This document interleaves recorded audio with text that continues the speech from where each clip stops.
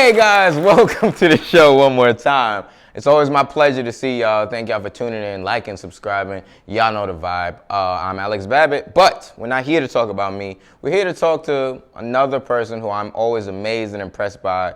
Fucking lovely stand-up. Cerebral, but a dick about it, and it really makes me laugh. Ladies and gentlemen, make some noise for the one and only TJ and Tanael. How do you fucking say it? Tanael, Joachim. All right, hold on. Say that one more time in that camera, but slow. Tanael, Joachim. I said TJ because I knew I wasn't gonna get that. Yeah, that's sort of why I did that too, because when I came here, people just would just fuck up my name so bad. What was the worst you got? Tanael. Somebody said toenail. Like, this is not a toenail. You've seen those words together. But it's just people are lazy. So I was like, you know what? If I'm going to do stand-up, I don't want people to remember what my name was when I get off stage. Mm-hmm. And then having a host butcher it every single time, it just became too much. So I was like, I'll do TJ. But now I'm at the point where I kind of want to force them. Tanael, give me the last name. Joachim. Tanael Joachim. Ladies and gentlemen, Tanael Joachim. I'm going to learn that now. I've known you as TJ for so long, and man, my reading out loud ain't as good as it should be. Yeah, that's always been one of your problems. I know that. It's fine. Also, you call me lovely. That's nice. Yeah. Nobody's ever called me you love. Here's what, dude. I've loved a couple things about you for a long time. Always been a fan. You're lovely, dude, but cerebral and you I tell you with your last bit that I saw you do that show. TJ is like a smart asshole. It's like he's very smart, clearly reads. That's always my go-to when I think somebody's smart. He reads a lot, but he reads to just disguise the asshole thought that he had first. Like the bit you did, that was just a well-crafted D's nuts joke. That's all it was. It was like a 5-minute bit that ultimately boiled down to you saying, "These nuts." Those are fun, man. Those are a lot of fun. Because I think Dave Chappelle said this, and I've always tried to live by it, where he says, stand-up is one of those few professions where you can use everything that you know. Mm-hmm. And like me, having some weird random knowledge about George Washington cover, and I was like, how? I should talk about this on stage because that's such a weird thing. Who's talking about George Washington cover? The peanut guy. Yeah. So I was like, oh, that could be interesting because not only it's interesting in and of itself, but it also makes me stand out because if I'm on a show, I'm the only guy who does a George Washington cover bit that ties into 5 into comedians who are doing Tinder jokes. I'm like, all right, I don't need to be in that. Even though I have a Tinder joke, I don't need to do it because everybody's doing it. You know what I mean? So I think there's value in trying to find, you don't have to be weird, but finding interesting things to talk about. You know what I mean? Mm-hmm. Yeah. No, absolutely. And I've seen that in your material from years ago. You've kind of always had a pretty solid grasp on that concept of just have something different. And do you think that now, for people who don't know, TJ is born and raised in Haiti, correct? That's right. Yeah. So, and when did you come here? 2008. How old are you? Here after high school. If you don't mind. 18, 19. Okay, yeah. So why is that accent still as thick? I've been wondering that for years. Is that an act? I think it's an act. Like Michael Blackson, when you see him, he got a regular dude voice. No, that's no act. Well, the thing is, we don't speak English in Haiti. Oh, it's all patois? We speak Haitian Creole and French. Got you. That's the one thing that makes Haitians, I don't know if I guess it's a disadvantage because you have all the Caribbean immigrants in America and Brooklyn, like the Bajans, they speak English, Jamaicans speak English, Trini speak English. Mm-hmm. We're the only ones we have to learn English. Oh, because you speak French. That's right. Oh, shit, man, because I haven't believed you for so long. I'm not going to lie to you. I'm not that good of an actor. Every time I saw you, I'd be like, yo, I've known him for years. That shit is a lie. I couldn't do that. Yeah, okay, so you just... authentic. Yeah, so you had to learn English coming here. Well, you have classes in Haiti. In high school, I think I had 4 or 5 years of English, which is learning how to conjugate verbs. It's nonsense. It doesn't teach you how to speak a language. And then I came here, I'm sitting in college courses, and I'm like, I have no idea what the fuck is going on. Oh, shit. So I had to just watch as much TV as I could and then read as many books as possible. that helps you get a grasp of the language. And that's how I discovered stand-up comedy. What do you mean? That was a dream of mine as a child. So I'm here in 2008 and learning how to speak the language, and I discovered Comedy Central at that time. And it was a good way to learn the language because you're just watching people be funny, but be funny in a different language. And also you get to learn cultural references about that language and those people. At the time, Jon Stewart was huge, The Daily Show, and Stephen Colbert. So those two guys, I watched them a lot. And then I watched all the Comedy Central presents, the half hours. Yeah, and at that time it might have been like Aziz. I feel like was that. This wasn't even big yet. Cat Williams. Oh. 2008. The Green Pen Suit. Chronicles. Uh-huh. That shit was. But you know what's funny? I used to watch that and thought it was the greatest thing ever, but it wasn't me, so I couldn't find a way to learn how to do that. You thought it was. I had dreams of stand-up, but I'm like, this guy is just. Fucking great, but it's not me. Okay. And then one day, I think I've told that story before to somebody. I was in college, so I was trying to hook up with this girl, right? And then she came to my room, and I was like, well, I'm gonna play a comedian for you. So I played Cat Williams for her, and she was like, oh, this is good, but I can show you somebody else. And then she put on George Carlin. What is this fucking well-rounded girl that just pulled up? Put on George Carlin. And then I started watching that, and I was like, oh, I'm closer to that. In terms of your energy on stage and who you are, I can't do that a little bit better than Cat Williams. I can't jump around sweating with a fucking perm. That's just not me. But I could just be a guy talking, about interesting things. Yeah. Yeah. That's fire. So this girl, do you still talk to this girl now? No. I I was trying to hook up, and then I found George Carlin. I was like, forget about your pussy. I found my dream. Your pussy led me to greatness in a different way. Yeah. This is not what I thought. It's even better than pussy if you think about it. Yeah, it brings more value. Yeah, hell yeah. Pussy comes and goes. Call If I in. fucked that girl, I probably would have forgotten her by today. I would have tell a story about it. But because we didn't fuck, and then I found George Oh, Carlin, you didn't fuck neither? No. I just started watching comedy, and that was it. So this is way more important. She was trying to give you pussy. He was like, calm the fuck down. George Carlin is on. He's doing this bit about the 10 Commitments, girl. In here. That's fucking great. That's so great that you got introduced to stand up, learn the culture from that. Yeah. And now, when it comes to your background, was it one of those things that comedy, because I know a lot of Caribbeans who didn't come in this space where this art form is accepted. Do you come from that type of family or not? No, totally not. It's not accepted at all. To this day, it's still a thing that, like, my mother is a very difficult person. So me becoming a comedian just made our relationship even more because that's just like, what the fuck is this? What did she want you to do? Because you went to college. Yeah, well, the thing is, I did really well in school. So she already had these dreams of, oh, this guy does well, so doctor, engineer, the kind of shit you brag to your neighbors about, or your children. And then I came here, did a complete 180, and I was like, oh, I found something that makes me way happier. That's way more exciting, so I'm just gonna do that. And that just deteriorated the relationship. She just never recovered from it. Like, happy? What are you, white? Yeah, pretty much. You're an immigrant. You come here and work and send money to people back home. Who cares about happiness? That's not what we do. But that's the risk you take, I guess, if you expose your children to different ways of thinking, then they might embrace something you're not ready for as a parent. And I think that's a fear a lot of parents have. They want their children to live the way they want them to live. They would live with the opportunities that they're giving you type shit. That's right. That's right. So, Yeah. That's crazy. So y'all don't have the greatest, because it's crazy to me because I'm just remembering this now. Dude, I remember seeing you on Fox News. I don't know if you remember doing this gig. Yes. Fox 5. John Laster hooked me up with that. That's crazy. Yeah, I remember, because I remember like we all would come up in kind of like the open mics together.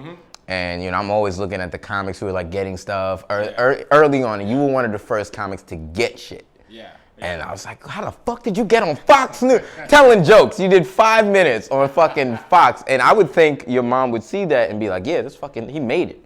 Yeah, She definitely softened up. I remember the first thing I did on TV, my little brother sent it to her.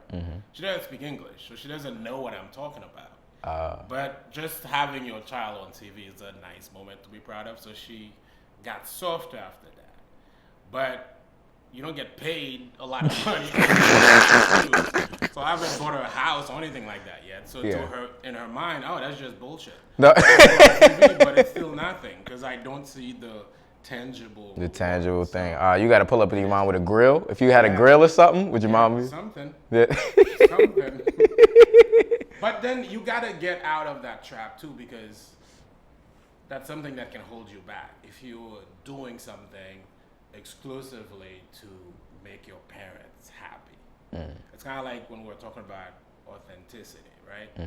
If I'm trying to be me and the way I am might take longer, so that's a problem if I'm trying to please my parents. Now, if I can find a shortcut where I don't get to be me, but I can just be a mediocre everyman, and that gets me money quicker so I can please my parents, then I probably would go that route. But I don't think I want to go that route, so I have to let go of the idea of pleasing my parents. You know what I mean? Yeah. If the house never happens, then it never happens. But it's got to happen on my own terms. Yeah, my dad and me, and both my parents, we have a conversation about it all the time where he says he learned from making the mistake of trying to please his parents, where he's like, your parents could die, God forbid, but they could die, and then you're stuck with this, I'm trying to please somebody energy. Right. And no one's there to fulfill it. That's correct. It's just an empty journey. Yeah. But your journey, although, like you said, it might take long, it might be more vulnerable and, harder at some points. Yeah. But in the long term, even if it starts with you and your kid, that's gotta be way better. Happiness. Yeah. How important is this shit? Life is just this little amazing thing you get. Why would you try to live it pleasing people? Like, your parents already had their life. It's almost selfish of them to want you to live your life for them. Like they an don't extension. even realize that. You have to tell them, listen, I'm sorry you didn't get to be a doctor, but I'm going to be one for you. If you want to be a doctor now, go to med school. Go be a doctor. I'm not going to do it for you. That's ridiculous. That's fucking funny. So to just tell them directly, I'm sorry it didn't work for you. The 80s was rough. Yeah, and it's not even, like, some people might think of that as selfish because, you're supposed to please your parents. A lot of people do this thing where immigrants do it. Like, I don't care about this thing, but I'm going to get the degree in it for my parents. They go and get the degree and give it to their parents, which is admirable, but I don't really respect that because, so you're going to spend 5-6 years getting a degree in something you have zero interest in just for your parents? That seems like a waste of 5-6 years of your life. Yeah, and it should be sacrificed the other way, because that's what most people say. They say you sacrifice for your kids. Your kids are right. the extension. The moment you decide to have children, you have to understand that your only job is to give them the tools they need to succeed and love them as much as you can. But you can't make them into a person that you wish you were, because they have their own thing. Maybe they like stand-up comedy. Maybe they want to play basketball. Maybe they want to be a doctor. If they want to, and then it aligns with what you want, then that's great. But sometimes it's not going to align. So you have to allow your children to be who they are. You're like a vessel that bring your children in the world. And that's it after that. After that, it's yeah. You can guide where they go because they have... Wouldn't it stink if you just had like a drug dealer kid? Like just for some reason, you... Bro, sometimes as a parent, you might have a shitty kid. What do you do with that? You can fix them. Like all those like serial killers, they had parents who probably loved them. How do you think that happened? A lot of them do actually. Yeah. There's like, I forgot what documentary I saw where they were talking about a serial killer. It's like, yo, he had fire parents. Yeah, maybe the Ted Bundy one. I think so, yeah. That dude was killing women and eating them. Like, how do you think that happens? Not enough love? And you don't see that at fucking 7. I don't think there's a sign. You're like, my kid gonna be a serial killer at 13. No, I don't even know if it's one of those things, there's no real science behind it. Sometimes, like if you have a child who's like, oh, this one is murdering lizards in the backyard, something might be off. Just burying little creatures for no reason? That's weird. And always trying to show you, look what I did. Oh, look, I killed that one. I killed 7 today. It's like, all right, I need to see a psychologist pretty early. Or you could put him in like sharpshooting or something. What if you just navigate all that serial killer energy? Yeah, it's weird, man. So Yeah. it's a tough decision to be a parent. So I respect it, but I also understand they also need to learn how to be parents. 'Cause nobody teaches you. And you just pursuing this life of happiness is like you're gonna stand by this. You're like, fuck it, this is what I'm doing. I mean, it's happiness, but I don't want to say it's just happiness. Okay, what does stand up for you in that sense? It's the thing that I like the most, the thing where I feel like I express myself the best, and it gives meaning. Did you try other shit like guitar or some nonsense? No. I didn't try anything. I just found this thing, but I found it really late, and as soon as I found it, it clicked. So as soon as I found it, I was like, oh, this is the thing that I want to do. And the thing is, like, I wouldn't say I'm somebody who's naturally funny. I don't think I am. It's just something that I found and I loved. And I think when you love something, you're very motivated to get good at it. People that are naturally talented, they just show up and they do it because they have that talent. Yeah. But if you like, oh, I like this and I want to be good, there's a little bit more motivation there. The every day I'm trying to be great. Right. Yeah. Right. So that's a good push. I think that's a good way to be. Yeah, dude, I fuck with it, and I think that translates. I think that translates in what I've seen you when I see you perform or just escalate in this field. You know what I mean? I see a sense of, oh, you care about this. Yeah, and I love it. yeah, and that's one of those things that, dude, it sucks when you see somebody who's just in it for like the success, and they don't last. Yeah, no, they can't. You can't sustain that career, man. Nah. You might get hot for a year or two. Yeah. But then it's empty because there's no real deep one thing. Of anything, so. It's just like, I didn't make it. I do taxes now. You're like, come on, bro. Why do you do taxes? I'm talking about one person in particular that I know does taxes now. And I'm so mad because I think he's hilarious. Names. Nah. Who the fuck is it? Who is this tax attorney? But all right, so let me ask you, in terms of your process, because you said you read a lot and stuff like that. I do this for every episode. What is yours? Process. Yeah, writing process. Are you like a on-stage creator? What is that energy? So it's hard to describe, like, because I can't sit down and write stand-up. That's very odd to me because I think you would. Yeah, it's more of a thought. Something starts, like, I could be in the shower. I'm like, oh, this is an interesting thing there. This could be funny. Or it's that, or I'm having a conversation with someone, and it's just free-flowing, and I say something funny, and I'm like, oh, I could build off of that, because that's a funny idea.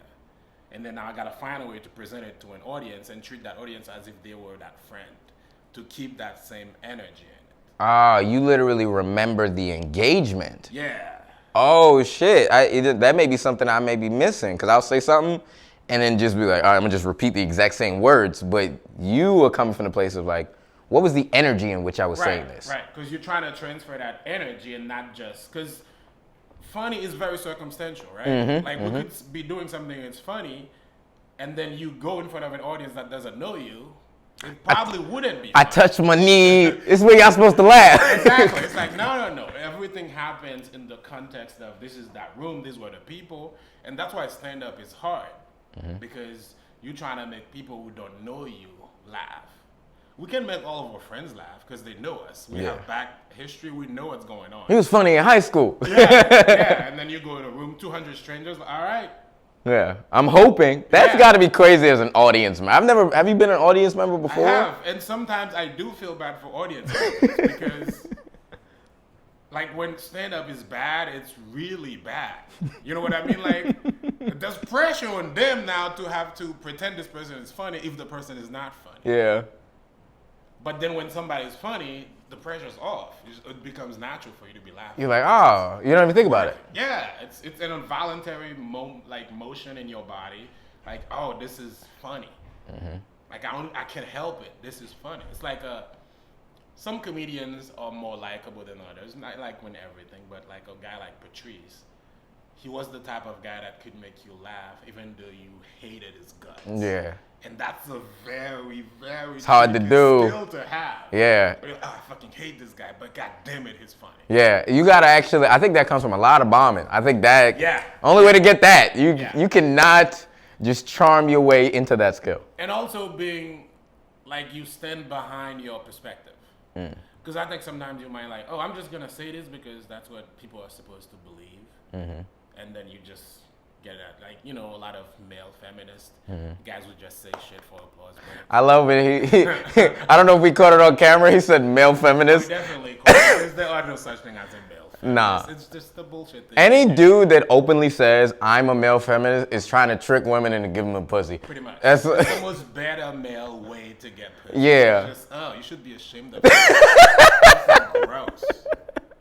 It's fucking true. Hey, man, I agree with every thought you had. That's not even a real human thing. It's like a 12-year-old way to get pussy. Like you a grown up. Own your fucking opinion. Yeah. And if she likes you for that, she likes you. And if she doesn't, she doesn't. Move the fuck on. It's really simple. But TJ be like, man, Trump is cool, right? yeah. Do you fuck with Trump supporters? No? All right. I'm going to find me a girl who does. It's enough. It's enough. That's fucking fair, bro.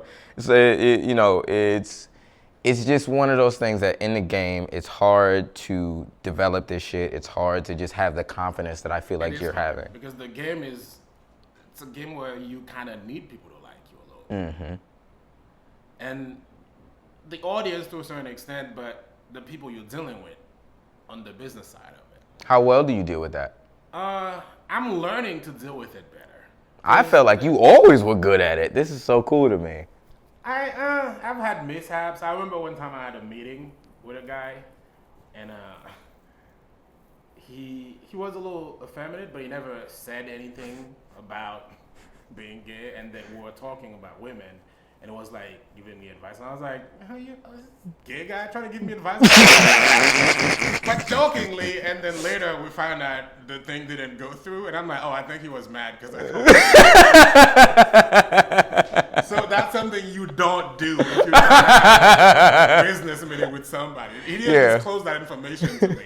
Yeah. So you probably shouldn't do that. Just little skills you learn. Don't call out everything you notice. I will say I've had some L's like that too in the industry because as a comedian you're observant. So you doing something silly. Yeah. Say it so we can move on, and you want to comedically. That's not always a good skill to have. No. Why is everybody in here being weird? It's like there's a game, and sometimes you gotta play the game, and it's hard for like comedians to play the game because part of the game we play is to just be as real as possible. Mm-hmm. But sometimes it's like that Chappelle skit when keeping it real goes wrong. Yeah, sometimes it goes wrong. You don't have to keep it real every single time. Sometimes shut the fuck up and get your paper and move on. Just got some openly gay dude. Be like, you know how I get women? Okay. Yeah. I believe you as long as you believe you. I know the energy. Sometimes you just gotta be polite, get your paper. Mm-hmm. Like, I think, did you see the Patrice documentary? Of course. That's one of the shortcomings, I think, in his life because he struggled a lot with not being real.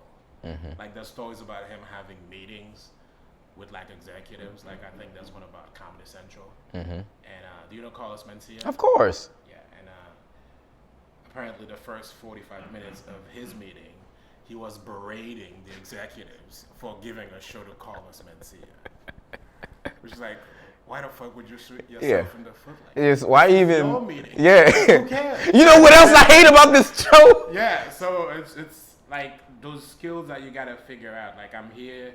There's a game. Yes. And I have to play the game for my own benefit. Yeah. And it doesn't... You don't have to be fake, but you gotta play the game. Yeah, because your own benefit doesn't always apply to, and I think a lot of people misinterpret it. It doesn't always just mean like you're taking from somebody else. Like it's benefiting me, so everybody else needs to lose. Some people go maliciously like that. We can all eat sometimes. Yeah. And even if I don't, like, I may not think somebody's funny, but I have some level of respect for everybody who's doing something in this business because it's a hard fucking business. So sometimes, your opinions, like, that's why a lot of people need to have their group chat. You know what I mean? I got a group chat. I hate when you see comedians shitting on other comedians publicly. Yeah. I'll shit on you in the group chat. I think you suck. But the idea of me publicly, we do ridiculous. the same thing. Yeah. So I don't need to be saying shit about you publicly. That's not worth No. it. And you'd be surprised how many opportunities you get from the reputation that you give off. That's right. Also, you'll be surprised how many stuff doesn't go your way because you publicly said one thing sometime about somebody. Yeah. And you never know where that person might be one day. You're like, oh, that person kind of treated me poorly, or they said I wasn't funny. You never forget. Now I work in this business and I have an opportunity for you, but guess what? This is my time to pay back, motherfucker. Yeah. So, I don't think it's worth it. There are things, it's like learning how to maneuver. Like I publicly praise things I love. Yes. But I don't shit on things I hate publicly. I just don't think it's smart in a business where you need people. Yeah. Don't shit on. If you learn anything from this episode in particular, don't shit on people openly. It's rarely ever beneficial. No, it never is. Unless it's like extremely funny. When Snoop Dogg called what was it, Gail? With the Kobe thing? Yeah, it called Gail like a dog face, and I was like, dog face is really funny. And then 2 days later, he apologized. Yeah, because I'm sorry for calling her a dog face. Because that's funny. I guess he was hurt because we all love Kobe. Yeah. So. Or Ja Rule and 50 Cent. That's another one that I don't know why, but I think that's hilarious. Sometimes you get that. Dude, 50 Cent buying the first 3 rows of Ja Rule's. That's a major. Like, I have the money to do it, and I'm gonna. He said it was only like $3,000. He was just shitting on so many levels. That's funny. And that even in saying that, he has the money where he's burning that bridge on purpose. Yeah. He doesn't care. It's like, I'm good. In this case, I suppose, like, what could Ja Rule do to 50 Cent? Like, I'm a rapper now. I'm a TV show executive. I don't need Ja Rule to like me. So Yeah. I guess there's levels that you reach where you can do whatever you want. Mm-hmm. I mean, yeah, I suppose for him that works. Yeah. Yeah. But overall, guys, pay attention. Yeah, Don't. it's just not smart business practice. Mm-hmm. You know?